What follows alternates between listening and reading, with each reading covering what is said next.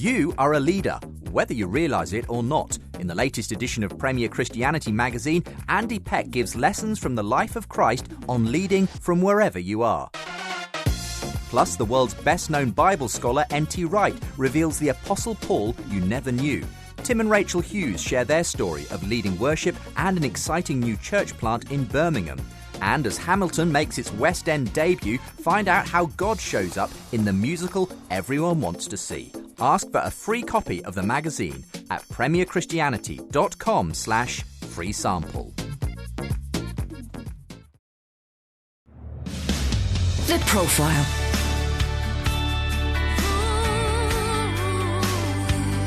You're listening to Premier Christian Radio.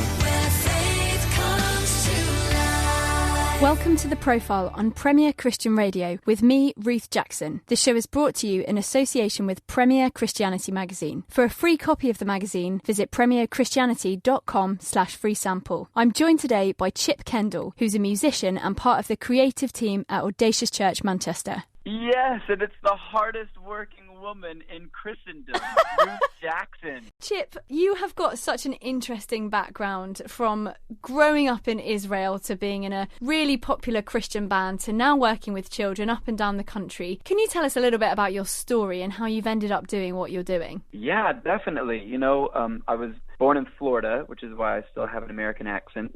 And when I was 12 years old, my family moved by faith to the Holy Land. We moved to Jerusalem. I lived there for all of my teenage years. My parents worked with a really great organization called the International Christian Embassy in Jerusalem. Sounds very prestigious. And we did that for a number of years. My parents still live out there, but when I was 19, I went to Bible college in California, which is where I met my wife, who is from England. And we got married, and I've been in England ever since.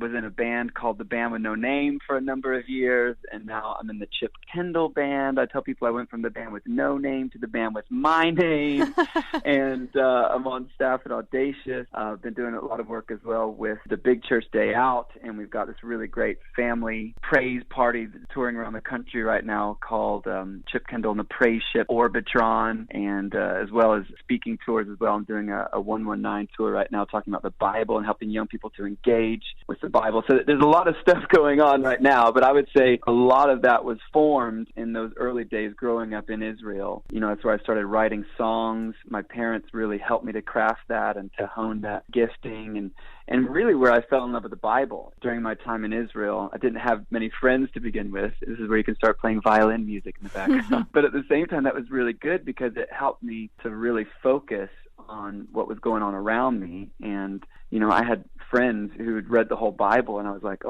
I've ended up reading the whole Bible by the time I was 16, and I didn't think that was a big deal. But it's because I'd really cultivated a passion for God's Word. And even now, literally decades later, I'm just so thankful that God arranged things for me to have that as part of my upbringing, because for me, that's just really, everything is stemmed from that passion for God's Word and that love for music, has just really helped to make me who I am. So tell us a bit more about that time in Israel, because that's not a normal place for someone from Florida to grow up, is it? So I guess there must have been huge cultural differences. Yeah, really big cultural difference. And in a lot of ways, having spent a lot of time in England now, I can see that actually Israel is quite European compared to America, and it was a bit of a culture shock. But at the same time, I think it was the kind of thing that I needed, knowing now that God has really called me to the nations. If I would have just stayed in Florida the whole time, I wouldn't have had the same perspective that I do now. And it's the same for my kids. My kids have British accents. I've literally driven my kids to tears sometimes because I have no idea what they're saying to me. And it's hard enough when kids are first learning how to talk and they're kind of like mumbling a little bit. But then when you add an accent into the mix, oh my goodness, it is bad news.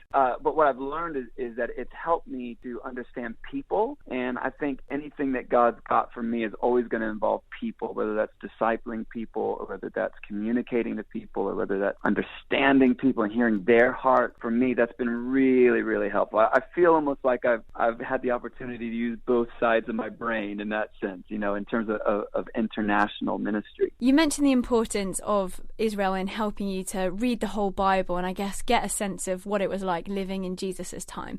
Was there anything else that was particularly formative about those years in Israel?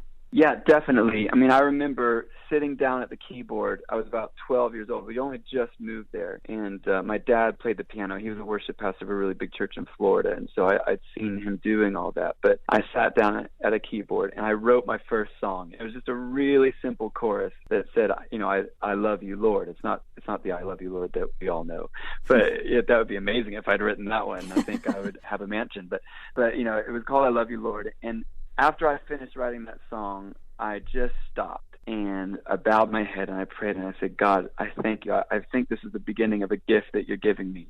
And I said, I promise to use this gift all my days for you. And it was a prayer that I can still remember now, ages and ages later, because it made a big impact. And God really responded to that prayer. He said, here's somebody that I can use. The Bible says that the eyes of the Lord range about the earth, seeking someone whose heart is fully after him. And I think he found that in me in that moment where I just kind of gave that gift right away to God. And so that really helped me to formulate a lot of what I do now in terms of songwriting and letting God breathe through me. I wrote a lot of just really horrible songs that when I listen back to, the heart behind it was right, but they're not great songs. But that's because I was a kid, and made my first album by the time I was 16, 17. And so God lined stuff up for me to be able to do that. But at the same time, it's helped me to hone that, and that it's a skill that I can now pass on easier because of the way that he did it in me. And so whenever I want to work with songwriters, I make sure that we start off on the right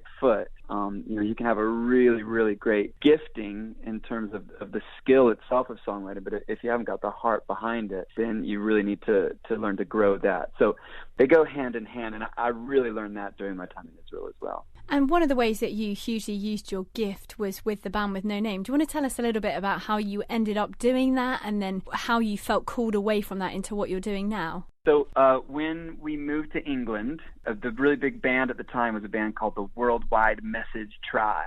And I'd even heard of them when I was out in Florida and when I was in California, definitely. And so I knew that they were kind of a big deal. And we met a friend of ours who was English, obviously living in England, and she had been around Manchester. She's like, I can put you in touch with the Worldwide Message Tribe if you want. And we were like, what? So my wife and I both, we put in the audition video, and amazingly, we found ourselves in front of Andy Hawthorne, the guy who was really the brains behind it. And he was like, well, we kind of like you. We think maybe you might be right for the Worldwide Message Tribe. I'm like, what?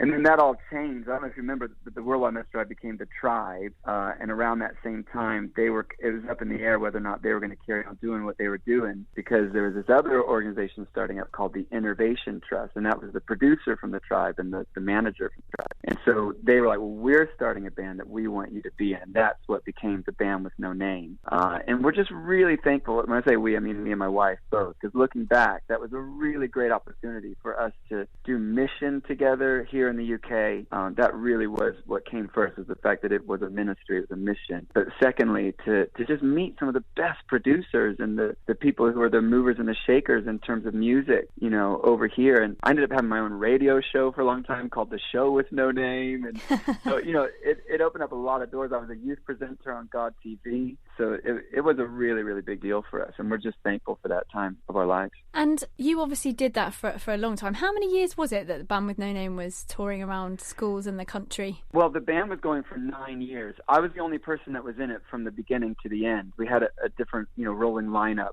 every couple of years, but we really stuck it out. My wife was the road manager. She was a dancer in the band as well. And we just learned so much along the way while we did that. And the people that we got to meet, those lifelong relationships that you still hang on to, including Loretta over there at Premier, I must add. So, yeah, the people that you get to meet and the lessons that you learn along the way is really, really great. And how did that all come to an end then at the end of those 9 years? So we had an idea to try and turn the band into more of not a secular band, but like a mainstream band that would go and play like all the big festivals and all that aren't necessarily Christian festivals. And what we found, we even wrote some songs in that direction, but what we found in that process was that it was literally impossible to try to divorce me, especially, from the Christian message. Like anytime you search anything to do with Chip K or Chip Kendall, whether you're on YouTube or whatever was the big stuff at the time. I can't remember. There were so many different social media platforms that came out all at once. Do you remember MySpace? There you go. And, anytime you search any of that or the band with a name or any history, it didn't take long before you've got the gospel of Jesus popping up in your face. And I don't look at that as necessarily a bad thing. I think that's really, really great. It's almost like, talk about wearing your faith on your sleeve.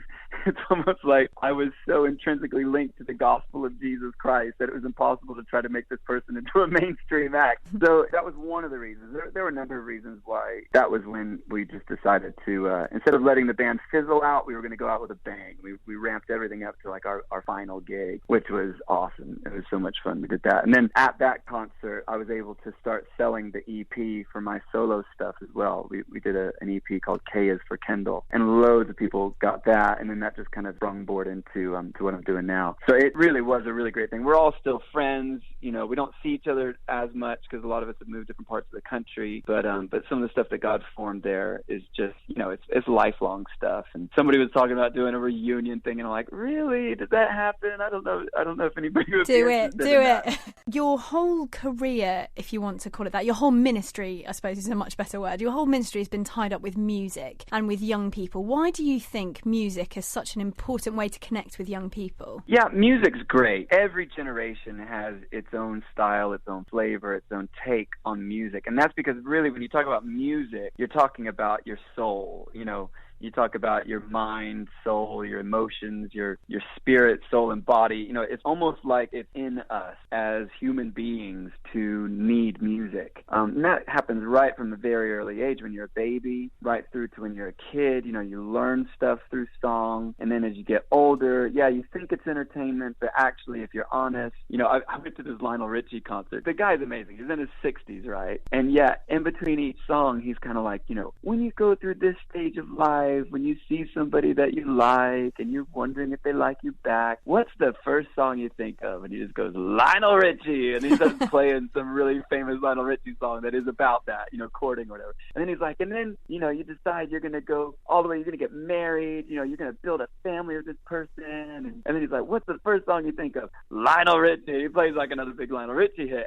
Literally, that's what he does, song by song, hit by hit, all through the show. And by the end, you're left going, really, that's true. Music creates a soundtrack for your life. And so really, I think as Christians and as believers and people who love Jesus, the biggest book of the Bible is a songbook. It's Psalms. And if that is an indication of how we can communicate with God and hear from God, then I think it's a great one that we can be the ones who are creating the soundtrack for our planet right now and not just buying into what dreamers are out there and what they've got to say. So I think it's hugely important, especially in terms of what I'm doing now with young people. Just drawing on that, why do you think it specifically resonates with young people? So for young people, that's where you're still figuring yourself out. I mean, when did you have yourself figured out? I mean, you might still not have yourself figured out, but when you're going through that whole, especially the teenager experience, for me, my first album was called Show Me Who I Am. That was the name of the album. That was my biggest prayer. That was my biggest thought, my biggest focus at the time.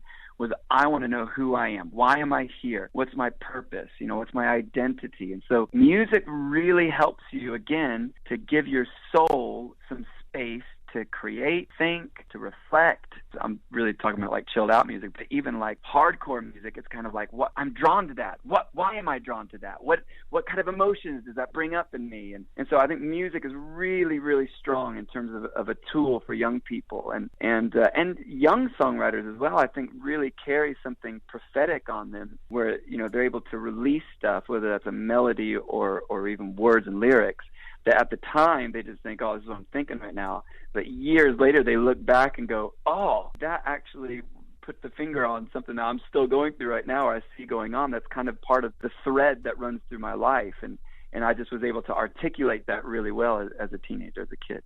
I see that happening quite a bit.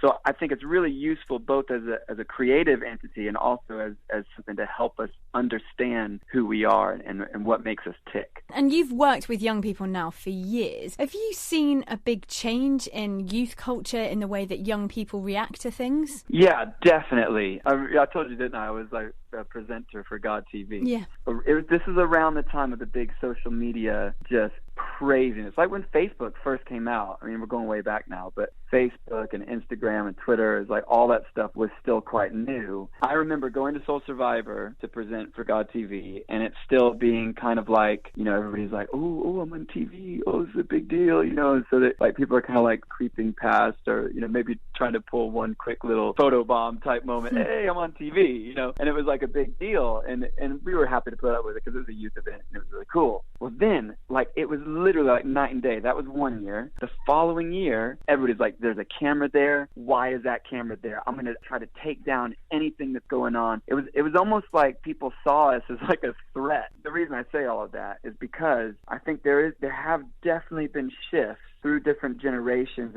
and through different technological advances and things that cause young people to become more defensive, or to put up more walls, or to kind of retreat away from what they see as normal. Like, if you think about young people, nobody really wants to go along with a crowd. Everybody wants to think of themselves as unique, even though they don't realize there's about 20,000 other people that are trying to be unique in the same way, and they're actually buying into another big thing. But everybody wants, I think that's an okay value to have, to want to retreat. But when technology and media and social things pop up so much to the point that young people retreat away and away and away, it really becomes a question of trust. Like, how do you win a young person's trust? And not even just kind of like on a surface level trust, but like a really deep core trust. And that's been something that I've seen happen, you know, in my generation. I've seen the shift happen, and it's still a big question that I think needs answering. A lot of what you do is going around schools and helping to answer children's questions on all sorts of different topics. Do you find that the questions they're asking you now are the same questions that you were getting sort of 10, 15 years ago? Some of them are the same, but a lot of them are different. I actually did a little chat with Rachel Gardner about this as well, because that is a really, really great point. They are different questions. You know, I still go into high schools all the time. I've got like 5 different schools packages that I take into high schools, and that started off as one. I'll tell you the story, is because when the Band with No Name finished, I was still getting invitations to go into high school. And often whenever we go into school as a band, the questions, we'd want the questions to be about our music and about being a band and all that. And sometimes they'd have questions about that. But really, that was only one small pocket of all the kids that we were talking to. Most of the questions were all science related at the time. And we were looking at each other, kind of scratching our heads like, well, we're not scientists, but we'll give you the best answer we can. And I would always point people to this website, which is testoffaith.com, which is a really great resource for people who have big science and faith questions, you know. And then after the Band with No Name finished, and I kept getting these invites to go back in, I thought, well, you know, they're not asking questions about music. I still want to do music, but let's go ahead and try to answer the questions that they're asking. And so I went to the people at testoffaith.com from that website. I was like, you know, can you give me a scientist to go into school with me? And I mean, within 2 weeks, they had it all up and running. They were like, yeah, let's do this. We want to do this anyway. And so we were beginning to answer more of the science-y type questions. And then we found that, again, there was a shift from there being so many science questions to being kind of supernatural questions. People were really interested in the supernatural, and they were interested in, you know, the whole Harry Potter thing was big at the time. And then they're interested in the afterlife. And do you really believe that there's life after death? And I'm like, these are really, really great big questions, you know, and let's really try to answer these questions. So we've got 5 different options that we offer high schools now, and yet there's still more questions that are coming out. And I think it's a real indication. There are we go around the mountain, don't we? That there are times where we come full circle, and I feel like, okay, yeah, these are deep, fundamental questions that are always going to be asked. You know, obviously the big one, if God is real and if he is loving, then how can he allow bad people to exist? How can he allow tragedies to occur? You know, and those are really big questions, and often we'll try to be a bit like Jesus and answer the question behind the question as well as the question that they're asking. But really, I've learned that it's a journey that you go on,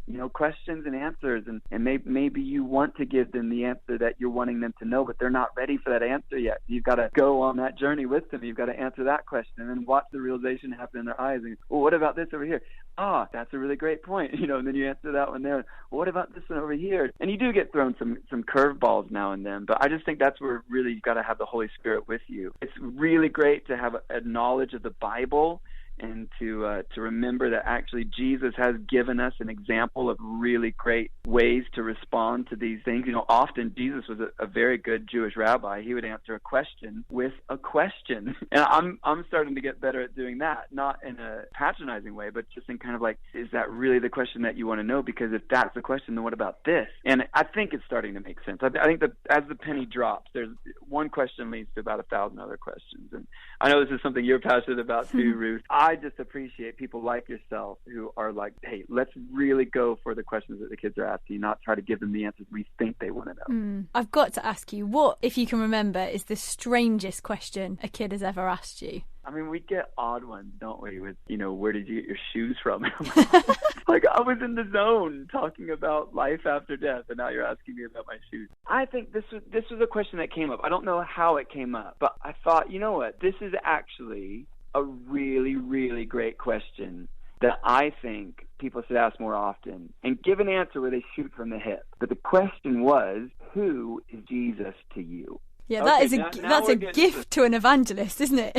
And that's true, actually. On the one hand, you think, as an evangelist, great. But then on the other hand, I'm thinking, no, they're real. Like, this is somebody who's grown up, like, profiles on Facebook, and, they've seen Jesus slated in every which way, Is it Simpsons Jesus? Is it Easter Jesus? Is it Christmas Jesus? You know what I mean? Because it's true. We do that as Christians. We kind of dress them up and paint them as all these different things. But actually, when it comes down to it, who is he? Who is he to you? And what's the first thing that comes up? What's the first 5 things that come up? Now, I think you'd be able to tell from first 5 words that come up from when you say, who is you? You'd be able to tell where that person's at on their journey with God. I think it's a really, really great question. So that's you asking them the question? No, that's them asking me. Oh, wow. And I was like, wow, that is genius. Because I can feel like there's superficial answers. Who's Jesus? Oh, is he God? Or, is he your best friend? We've heard that already. No, really, who actually is he? I guess it's a way as well of removing all of those platitudes and those practiced answers. That's what I love about questions. Exactly. You get right to the heart of what people genuinely think. It strips away all of the pretense. And Chip, you've mentioned some of the work that you do in schools. How did you get involved in those schools to start with? Because I'm guessing we can't just waltz up to a school and say, hey, I've got this thing, I want to come and talk about Jesus. How can I do that? It all started for us when we sent that video off to the Worldwide Message Tribe. There are countless organizations, there are whole movements that have been set up and started in order to help young Christians especially get caught up in the kind of wave of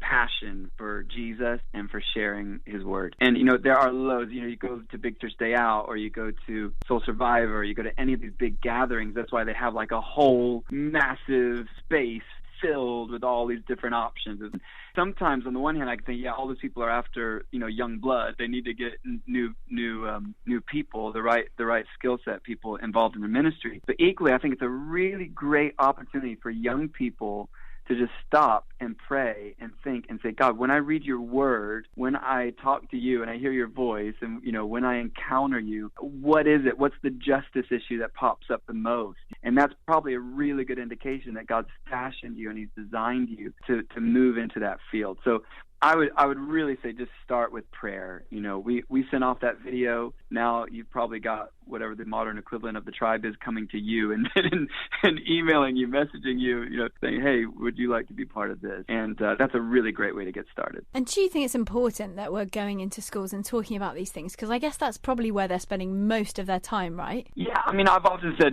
school's great because they're in learning mode already. So, often at a gig, you've kind of got to get past the whole kind of hyper, I've just eaten enough sugar to last me all night. And you've got to be able to speak through that. Whereas in school, they are in learning mode. They're like, they've just come from a geometry lesson, and you've got to have something that's really viable and worth hearing, and B, something that's really engaging and something that they realize this is about more than just this next hour. This is about the rest of my life.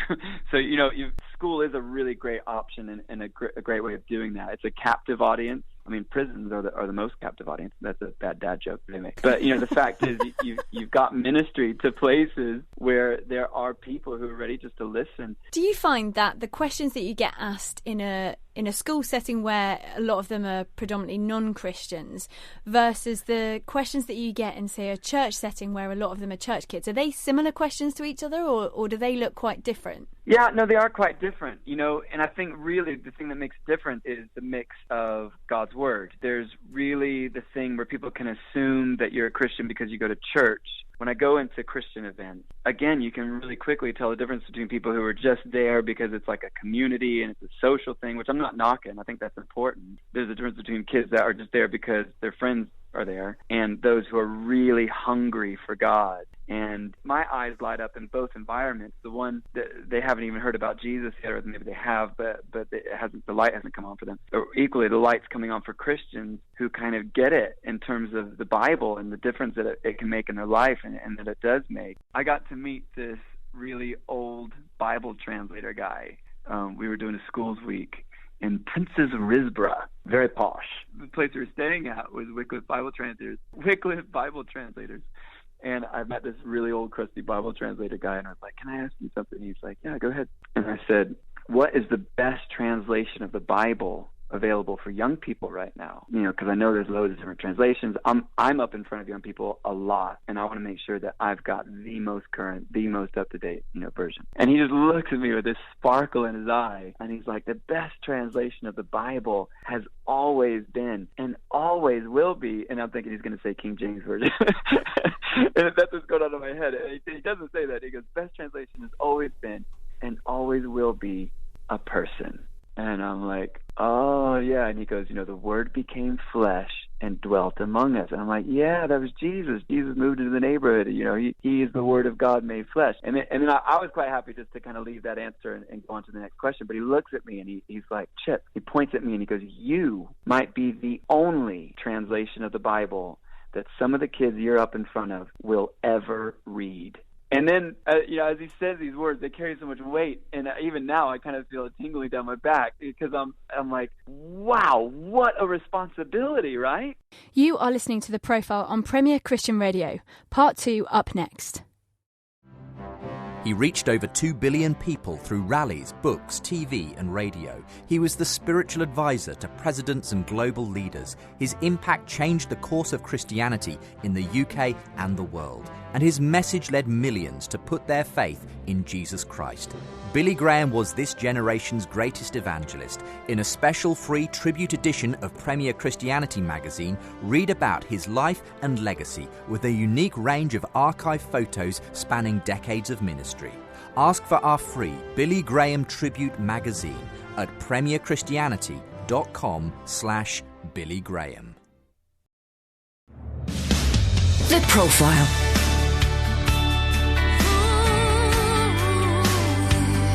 You're listening to Premier Christian Radio. Welcome back to The Profile on Premier Christian Radio with me, Ruth Jackson. And now for the second part of my interview with Chip Kendall, a musician and part of the creative team at Audacious Manchester. This is not a small question by any stretch of the imagination, but Sure. How are some of the ways that we can reach the millions of young people out there who know nothing about God? There have been all these studies that have been done recently, haven't there, about how young people now, really not likely to even step into a church building. And I think really what that means is creating ways that we can take church to them. I mean, I've always been passionate about outreach, and that's one of the roles and the things that I'm really pushing for at my own church, is this idea of doing outreach in a really real, tangible way. We're doing something amazing, right? And I don't know how much of this I'm allowed to say, but it's on the record. But we're basically doing church on tour. We're doing pop-up church. We're gonna find spaces which are easily accessible by everybody to come into, and do what we do in church, and say we're gonna take the lamp and we're gonna put it on a lampstand. We're gonna put it out there, and I think that's really great because that shows not just individual lights popping up, but together communities of lights. All of us shining together. And the Bible even says, Jesus taught us. He says the way that they'll know you're my disciples is from your love for each other. And so I think if we're able to model that and to show that in our everyday lives, Stephen Curtis Chapman, artist that I love, he did a whole song about living out loud and making sure that your life speaks volumes. I know Andy Hawthorne has a go at a really big St. Augustine guy, who said, preach the gospel at all times and where necessary. St. Francis of Assisi. St. Francis, sorry, there you go. I knew it was one of those old guys. And he says where necessary use words, but Andy Hawthorne says wherever possible use words. Words are the way we communicate, and whether that's on social media, which is a really great outreach thing for any Christian ever. And you don't have to be cheesy about it either. There's some really, really great stuff out there to help you be able to share your faith and your story and your testimony and the praise reports of what God's done for you, and to talk about Jesus like he is your best friend, because he is your best friend. And there's loads of opportunities there to communicate and to be yourself and to be Jesus and be the Word where you are. Just on social media, I think if you're a creative person, and it's not rocket science, is it? But to take your creativity and go, how can I build God's kingdom with my art? That's a great question. How can I be Jesus with my art? How can I represent who he is? And I'm not saying that we all have to get this messianic complex, where we're like, I am the Messiah to my friends. What I'm saying is that they can see that you're broken already. They know who you are, but make sure that you are finding every opportunity to let that light shine and just to allow God's word to not just illuminate yourself, but let that overflow, spill out in the way you live your life and what other people see. I've been guilty of this before. People in Israel, growing up in Israel, we have this thing called Jerusalem syndrome. Have you ever heard of this? No. I'm intrigued. So Jerusalem syndrome is where you spend a bit of time in the Holy Land, and all of a sudden you figure out in your head, you're like, I am Elijah. I am a prophet of old, having come back, and I have the spirit of Elijah. I don't want to knock that. There's a really great song about these are the days of Elijah. But what I'm saying is that it's easy to develop this complex of I am God's gift to the world, and in a bad way. But at the same time, it's actually true. You are God's gift to the world. You are God's gift to your friends who don't know him yet, because you could be the bridge by which they get to know him. And it's not going around with this kind of holier than thou attitude. It's just going around knowing, yeah, I'm broken, but at the same time, I carry something precious. I am a jar of clay with a treasure inside that is so valuable. How can I possibly keep this to myself?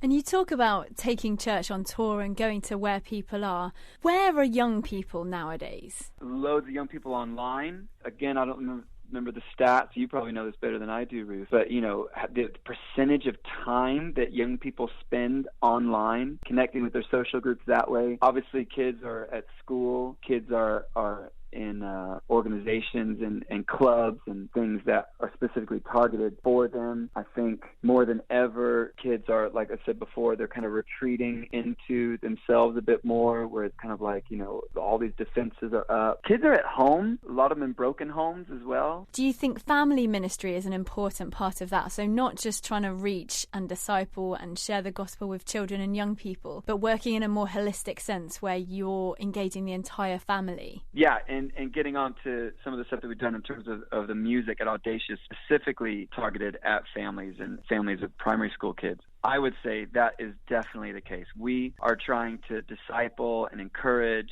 and equip and resource parents to be able to make the experience of encountering God totally normal at home, like as great or even better than what they experience at church, because it's their family. As a dad myself, I literally think of this where I've got to answer for the fact that my kids are growing up in my house. Am I creating a house of peace? Am I creating an atmosphere conducive to God's presence? Am I showing a desire for them to encounter God? Am I hungry for that? Have I got an appetite for God's holiness, for the altar, for all of that, more so at home as much as what I have at church? Or am I just compartmentalizing and going, home is where we kind of regroup, feed ourselves, sleep, get rest, and then go out into the wide world where sometimes we go out to church and sometimes we go out to school, sometimes we go out to work? Or is home like the starting place for my understanding of the Father heart of God, my understanding for the fact that God is passionate about broken people, that God cares for us, the fact that God is where we turn to for forgiveness from these feelings of guilt and shame. And I wouldn't call myself very pastoral in that sense,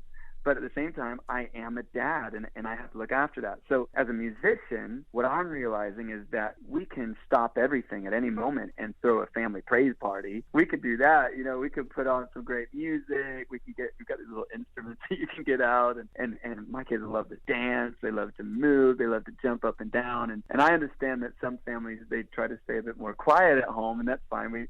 We are writing quiet songs as well. But equally, when your kids get to a certain age, they got to make some noise. They got to shake some stuff up, And so I want to be a fun dad in that I can welcome that, and not even just welcome it, but encourage it and even initiate it and start it and be like, hey guys, like a big fight's breaking out here. Sofa time. They would dump everybody on the sofa. Hey, you remember, this is a house of peace. And because it's a house of peace, we're not really going to tolerate fighting like this. So let's put all that energy into something else, and we can throw a really great adventurous praise party. We can go on a little journey together. So it's just the beginning. I literally feel like we're just scratching the surface, the tip of the iceberg. We've got 3 albums of kids' songs, with the testimonies have come in from all over the place. People saying, whenever we put this song on in the car on the way to school, it's like nobody fights. They're like, everybody's singing along. They're learning the Bible verses. We've got one song, it's all the books of the Bible set to a rap. And so kids are actually learning books of the Bible, whole Bible verses. One mother just told me last Sunday, she says, my son was singing one of your songs at school, and the teacher said to me, his mom, what's this song he's singing? She said, it's from our church kids album. And the teacher said to the mom, bring that CD in and we'll play it in the background when the kids are doing math. And that's what they've started to do, because it helps the kids to learn better. And again, all it is we're just trying to create vehicles that can carry God's presence, that can really help people to engage as a family with God. Do you find that the way that you have engaged with children and young people has changed since you've had your own children? Totally. When I was single and when I was married, I just found that somewhere in the back of my mind, I genuinely cared more about who or what am I following. I guess it makes more sense now in the social media savvy world where people know to follow somebody on Facebook. But at the time, it just was like, what am I following? What's the next big trend? Who do I want to be like? What's going on that I want to make sure that I'm part of? I don't want to miss the boat on this. And that's understandable. That makes sense. That is what you're focused on at the time. But literally the second we had our first kid, we got 3 now, but it was like this shift happened in my thinking and in my heart where the focus wasn't so much who or what am I following, but who or what am I modeling? It was really that clear. It was like, whoa. All of a sudden, I'm responsible for everything that goes on for this little baby, eventually this little toddler, this little primary school kid. We haven't got into high school yet, but we're getting that way. And when that's on you, and not in a heavy burden type of way, but in a kind of like, this is incredible. I have this amazing opportunity to help to shape and to form what goes on in and around and through this little person, that you do start to question, what am I modeling for them? What does it look like for them? What's the environment? What do they hear? What do they sense? What do they feel? So for me, that was such a huge shift. And I think your question was about going to having kids. That is where all of these kids' songs came from. I remember being at the front of church, and I wasn't at the front as in leading, but I was stood in the front row, and someone else was leading worship. Had my hands in the air, my eyes were closed, having the most amazing encounter with God, just kind of like enjoying Him as you do, as you're supposed to do in God's presence. And God really challenged me. I just released my first solo album after the band with a name. It's called Holy Freaks, and we thought it was going to take 2 years to pay it off. We invested it in a way that we could spend the next 2 years paying it off. You know what? We had it paid off in 2 months, and I was like praising Jesus, and I was so excited. I was like, God, thank you. That's such a miracle that you were able to do that. And right then and there, in that moment, God reminded me, you've got kids workers in your church who are asking for songs. You've got pastors who are wanting you to write about the topics that they're talking about in a way that the kids and the young people can understand. Would you be willing to invest your own money into making demos for your church to be able to do this, to have these songs. And in the process of doing that, not just writing songs for your kids, not even necessarily just songs for the kids in your church, but for the kids of the world, like Michael Jackson, for the children of the world. And in that moment, I felt like David, who had built his own palace, and it was this amazing place, when God's house was still in a tent. And he comes to God and he's like, God, this is not right. Please do something about this. I can't let you just live in a tent while I'm living in this amazing palace. And that's where God began to birth in him the idea, of a temple. And it wouldn't be him that would build it because his hands were stained with blood, but it would be his kids that would build it. And all of that happened literally in a split second. That I had all of that understanding and that feeling. That's what led to me and my wife personally putting money into making 4 demos. We went to the same producers that made my album to make these demos, which then eventually became a kids album, which eventually became 3 kids albums, which eventually became running the big Church Day Out tent for the kids and the families and all that, which eventually became the Praise Ship Orbitron. That's a great opportunity to talk about some of the things you're doing. Did you find that the shift from young people, which was more kind of teenagers and high school, shifting to primary school, did that happen after you had your own children? So for me, it was probably it was a perceived threat. That whole thing about perceived threat versus actual threat. Like, I thought, have I got to completely lay down my ministry to teenagers in order to just jump on board the whole kind of kids thing and be like the next Salty the Singing Songbook, And I was really concerned about it. It was a bit of a worry for me to, do I even get involved in this at all? Until I started to chat to a few people about it, and they were like, you can do both. They're like, there's one guy was like, Chip, the amazing thing about you is that you can stick it to the world and you can stick it to the church. He's like, some people can do one or the other. And he goes, I would go as far as to say you need to carry on doing both. So for me, it definitely was a shift. I guess you could call it that, but I don't feel like I've shifted any more weight from what I was already doing. So having kids, okay, it's like a tree. If you've got good enough roots and that trunk is there, imagine that you're the trunk, you just grow more branches on the tree. That's all you're doing. And then what happens is your branches then sprout branches, don't they? And, I tell people, we ask God to open doors for us. Well, what do you do when God starts opening up whole corridors of doors? We ask for oak trees, and God gives us acorns. The question is, are we going to plant that acorn and watch it grow into an oak tree? Our pastor, one of our pastors at Audacious, amazing, really, really cool guy, Mark Foster, he holds up this apple and he goes, what do you see in my hand? Everybody goes, an apple. And he goes, I don't see an apple. I see endless apples. He goes, I see the potential for billions and trillions and ongoing and an infinity number of apples in this apple. It's like, all I got to do is I got to kill the apple. I'm going to put it in the ground. Those seeds are, you know the whole analogy of a seed that grows and produces loads of different things. It's all about perspective. It's all about the way that you look at it. And that's what starts to happen, I think, when you have kids. And also when you start to minister to families, you go, wow, this is an incredible way for these words, which is God's word, to actually live on, not just past my lifetime, but right to the end. This is going to go far. And that's really what it's about. It's about not even so much sustainability, but longevity. Sustainability is like, how do we keep this thing going? I'm like, it's going to carry on anyway. Let's just go long. Let's go for longevity. It's like a really good stage dive. Have you ever done a stage dive before? No, but you are quite exceptional at stage dives, aren't you, Chip? I feel like that's a bit of a hidden talent that people need to know about.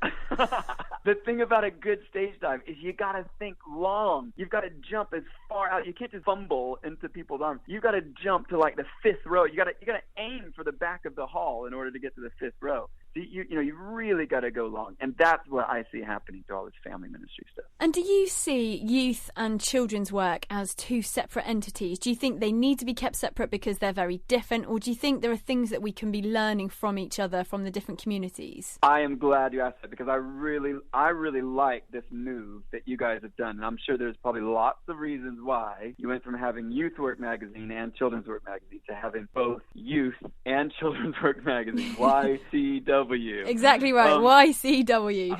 YCW. And I tell you why I'm really glad that happened. I think there are things that both can learn from each other. And I think that more and more now, kids, I think you guys even said this when you first made the shift, kids are basically youth. They are the youth that the youth generation's parents imagined the youth wouldn't be until they were teenagers. That's a bit convoluted. But by that, what I mean is they can both benefit from each other. What you guys are doing is you're applying the right voices to speak into both spheres. You could go one extreme or the other, but you're finding those things that benefit both, and you're giving them a platform. And I think that's really, really great. And I would say that is definitely what needs to happen right across the board. I think going to our church situation, we have kids who are younger, and we have youth who are older. But in that transition period, in that process, both benefit from both. And I think it's a really great starting place. Yeah, definitely there's room to be developed for something that's just youth-focused and something that's just kids-focused. I think what we're doing right now, we're saying family-focused. Even at Big Church Day Out, they can't just drop the kids off and then go and enjoy whatever the big band is that's on the main stage. We want the parents to stay with the kids during that hour that the praise party is happening, so that we're doing two things. We're helping them to engage together as a family, and we're modeling something that they can take home and that they can do at home. I don't know if I've just rambled on about nothing, but I really like what you guys have done, because I do think that they are mutually effective together. And I guess there's a lot of stuff that was affecting just teenagers sort of 10, 15, even probably 5 years ago that is now affecting 8, 9, 10-year-olds. So you've talked about social media, but then there's all sorts of other things. And I guess we need to be talking to each other, don't we? Because I think quite often what we find is people will do children's work, and then when they jump into the youth group, it's an entirely different community, and it's like a baptism of fire a lot of the time. It really is. Tell us a bit about Orbitron and the stuff that you're doing with Big Church Day Out. Yeah, I'm really passionate about Chip Kendall and the praise ship Orbitron. What we've got in Orbitron is we've really got a vehicle for helping churches and kids teams and families to understand the value of time spent together as a family and quality worship encounter moments that you can create not just at church but also at home. And so what we've done is we've basically created a family praise party package that any church anywhere can book to come to their church. And it's kind of a space theme. So I get in touch with them about a month in advance, and we find out if their kids workers have any kind of skills at all in terms of actions and waving their hands and joining in with the dance moves. And if they do, then we ask them to just go all out, like flashy shoes that light up and space-themed costume and hair and makeup and glow-in-the-dark everything. And then what happens is, by virtue of that happening, is that everybody wants in on the action. So everybody comes in fancy dress, including the kids and the parents. And we put on a really great show, which isn't just kind of a flashy entertainment thing, but it's utilizing the songs in the Audacious Church back catalog of 3 kids' albums.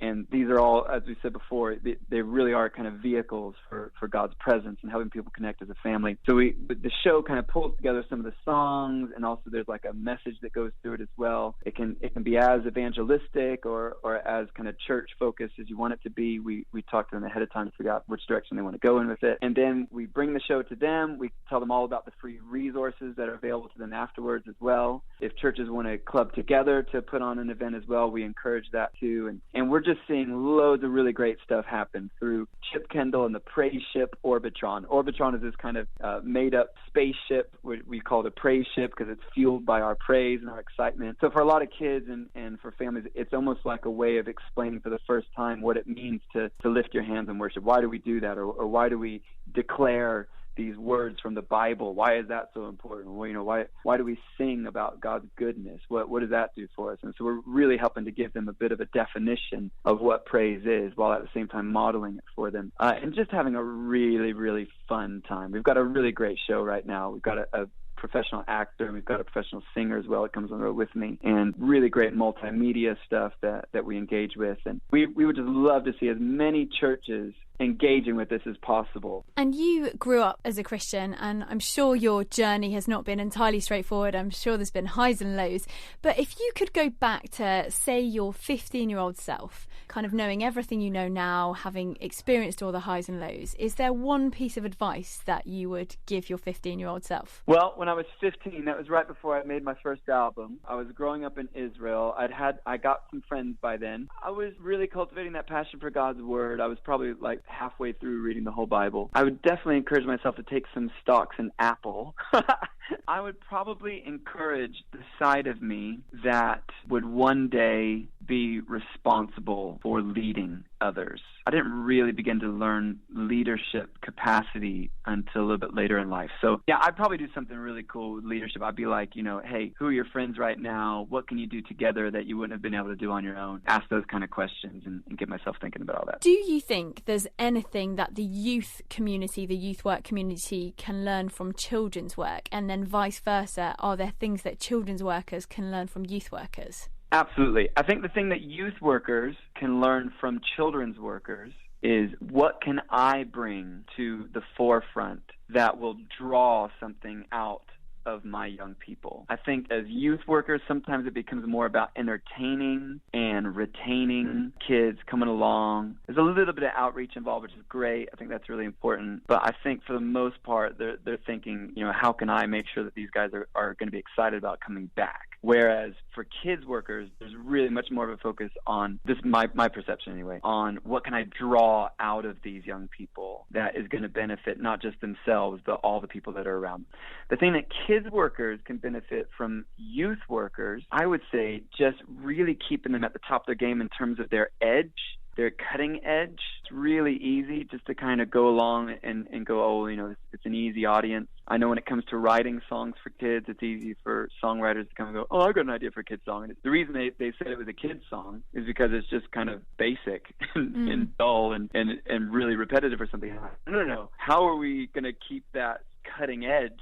Same way I know that you wrote this other song, how can you bring an element of that? Maybe it's in the production value or in the attitude that you bring to it. Because little kids are actually really perceptive of things like that. They're really perceptive of what our pastor calls the it factor. That buzz. What is that buzz around? Which is why kids start to get interested in stuff they know they shouldn't be interested in. So I think kids workers could learn that from youth workers. How do we get that buzz, that it factor back into kids ministry? That's a brilliant point, because we do spend a lot of time I think we're trying to simplify things, but often we end up dumbing it down when we're talking to children, don't we? Exactly. And there's a brilliant quote that it's something like, the gospel should be simple enough for a child to understand, but deep enough that a theologian can spend their whole life pondering it.